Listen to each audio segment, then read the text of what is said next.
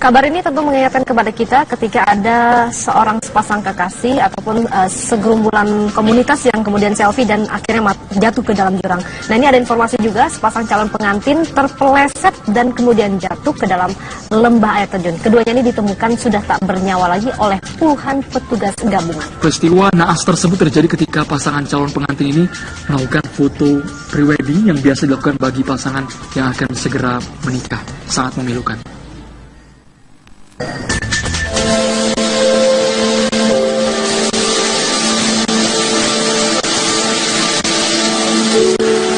Tanggal pernikahan tinggal menunggu hari, yaitu 5 April 2016. Namun naas, pasangan pengantin ini tewas saat melakukan foto prewedding di tepi air terjun. Pasangan kekasih ini terpeleset dan terjatuh ke dalam air terjun. Mendadak, hari bahagia pun berubah jadi hari yang penuh duka. Sanak famili yang ikut menemani prosesi foto prewedding tersebut langsung panik dan segera meminta tolong pada warga sekitar air terjun Tensaren Bidin. Puluhan petugas gabungan dari polisi, TNI dan Basarnas pun segera diterjunkan untuk mencari pasangan calon pengantin tersebut. Upaya evakuasi berlangsung dramatis karena untuk mengangkat jasad korban, petugas harus menggunakan tali agar kedua jenazah bisa diangkat dari dasar jurang ke atas. Menurut informasi, calon pengantin yang ingin melakukan foto prewedding bernama Ari Irwandi dan Irmayanti. Keduanya tercatat sebagai warga Timang Gajah, Bener Meriah, Aceh. Akan tetapi sampai di bawah, duluan memoto dulu siapa ini si Ari Irawandi sebelum dia diambil syuting mungkin preweddingnya, difoto dulu sama Irawandi keponakan yang dua. Sementara yang perempuan duduk di batu sebelah. Nah, pada saat dia memoto, atrek-atrek, jatuh terpeleset, itulah hanyut.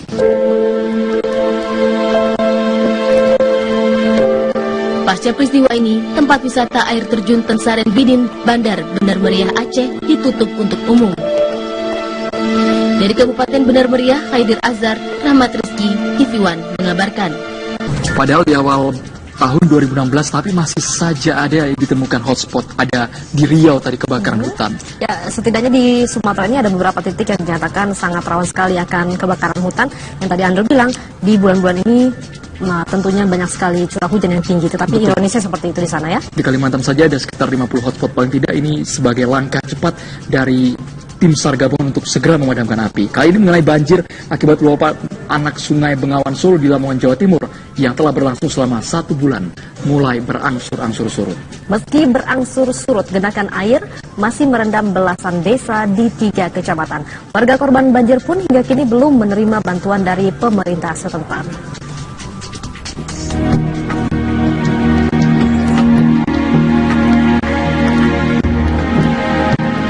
Banjir yang melanda 58 desa di 5 kecamatan di Lamongan, Jawa Timur akibat luapan Bengawan Jero atau anak sungai Bengawan Solo berangsur-angsur surut. Namun surutnya air tersebut masih menyisakan genangan air setinggi 30 cm. Belasan desa pun masih tergenang banjir, terutama desa-desa di sekitar bantaran anak sungai Bengawan Solo. Di antaranya adalah Desa Putat Kumpul, Kecamatan Turi, Desa Blajo, Gambuhan, Kiringan, dan Desa Bojo Asri, Kecamatan Kalitengah.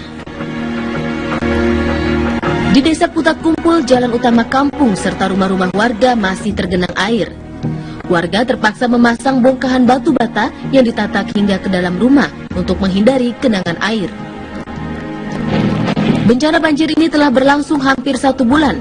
Kondisi ini mengakibatkan banyak warga yang terserang berbagai penyakit. Ironisnya, sejak tergenang banjir belum ada bantuan sama sekali dari pemerintah setempat. Sudah mendapatkan bantuan? Belum, kemarin aja dikasih itu, beras aja, enggak semua. Sekarang keluhannya warga seperti apa? Kemarin keluhan orang tingginya aja, diam aja. Enggak ini ya, Bu? Tinggi, Bu, tadi kemarin banjirnya, Bu? Iya, kemarin segini. Ini surut ini sudah berapa hari? 3 hari. 3 hari. Di samping menggenangi jalan dan rumah, banjir juga merendam ratusan hektar tambak ikan dan sawah. Bahkan sejumlah ruas jalan rusak berat akibat lamanya terendam banjir. Dari Lamongan, Jawa Timur, Muhammad Zaini, TV One mengabarkan. Sementara di rumah duka almarhum Sulistyo, nampak hadir Susilo Bambang Yudhoyono beserta keluarga. Presiden RI ke-6 itu menilai sosok almarhum sebagai seorang yang gigih memperjuangkan nasib buruh.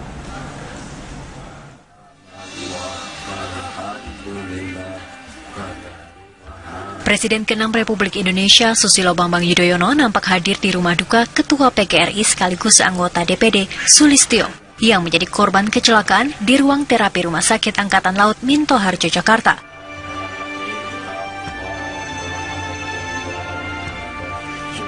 SBY turut larut dalam suasana haru, mengingat almarhum adalah sosok yang juga dekat dan selalu gigih memperjuangkan nasib dan kesejahteraan guru.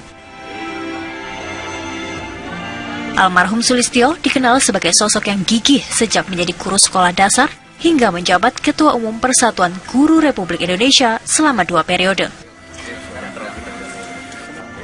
Oleh sebab itu, Susilo Bambang Yudhoyono mengingatkan agar semangat dan perjuangan almarhum harus tetap diteruskan. Harus dilanjutkan. Almarhum itu gigih memperjuangkan nasib dan kesejahteraan guru. Saya bekerja bersama-sama 7 tahun, banyak sekali ide-ide beliau yang baik dan selalu saya dukung. Kalau itu segera bisa didukung oleh negara, ya.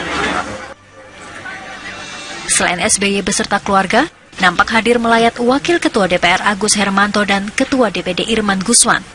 Jenazah disemayamkan sebentar di rumah duka Jalan Karanganyar, Semarang dan kemudian dibawa ke Banjarnegara untuk dimakamkan. Dari Semarang, Jawa Tengah, Teguh Joko Sutrisno, TV One mengabarkan.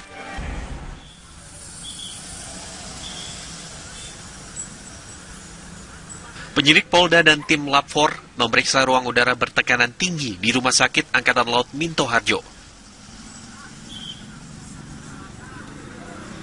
Tim menyelidiki penyebab terbakarnya ruang tabung yang menewaskan 4 orang yang sedang menjalani terapi.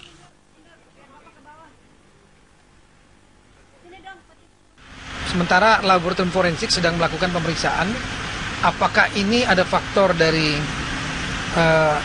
korsleting listrik ataukah ada faktor barang-barang yang dibawa yang itu potensi untuk meledak di bawah tekanan tinggi, seperti misalnya korek api, gas gitu ya.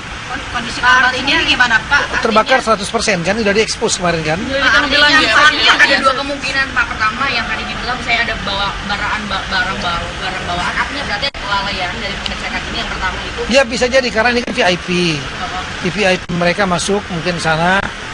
Siapa tahu ada yang bawa korek api, bawa kadang-kadang handphone juga berbahaya. Artinya berarti nggak dilakukan pemeriksaan Pak secara. Idealnya seperti itu. Ada kelalaian ya? Tapi mungkin saja kan karena ini para VVIP ya, jadi mungkin segan, yang penting mereka mengingatkan saja. Jadi ada kelalaian Pak? Belum tentu kita, bisa yang lalai juga korban bisa lalai. Sejauh mana Pak sakit Pak? Ketika bisa lalai, bisa juga kecelakaan. Saya sekali lagi belum berani kesimpulan. Kapolda meminta semua pihak agar menunggu hasil dari pemeriksaan laboratorium forensik. Selain itu, 11 saksi juga telah diperiksa dalam insiden ini. Dari Jakarta, Ruren Rulianti, Lian Syahrul, TV One mengabarkan.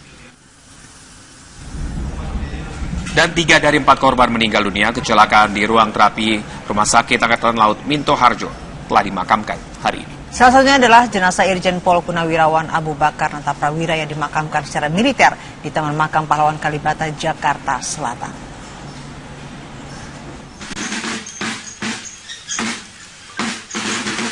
Jenazah Irjen Pol Purnawirawan Abu Bakar Nata Prawira tiba di Taman Makam Pahlawan Kalibata, Jakarta Selatan pukul 1 siang. Sejumlah keluarga serta pejabat baik dari petinggi Polri dan TNI ikut mengantarkan jenazah sampai tempat peristirahatannya yang terakhir. Meninggalkan tempat. Dipimpin Kadif Humas Polri, Irjen Pol Anton Carlian, prosesi pemakaman berlangsung secara militer. Di mata kerabat, almarhum dikenal sebagai sosok pekerja keras dan mempunyai komitmen tinggi dalam menjaga institusi Polri. Tentunya kita melihat adalah sosok pekerja keras yang benar berdedikasi tinggi, bisa menjadikan contoh dan suri tauladan bagi generasi muda Polri berikutnya. Kami bangga dengan almarhum karena beliau merupakan sosok yang tentunya sebagaimana kami sampaikan tadi, ulet, tangguh, dan punya komitmen kuat. Sementara itu, suasana duka juga menyelimuti TPU Malaka, Pondok Kelapa, Jakarta Timur, tempat pemakaman 2 korban meninggal lainnya. Istri almarhum tak kuasa menahan tangis saat proses pemakaman berlangsung. Tak hanya kehilangan sang suami, Edi Suwardi, ia pun kehilangan putra tercintanya, Dimas Kadar Radityo. Sebelumnya, 4 jenazah korban meninggal telah dilakukan otopsi di Rumah Sakit Polri Kramat Jati, Jakarta Timur. Dan kini, kasus kecelakaan di RSAL Minto Harjo tengah dalam penyelidikan lebih lanjut oleh pihak Polda Metro Jaya. Dari Jakarta, Robin Freddy, Simon Tobing, TV One mengabarkan.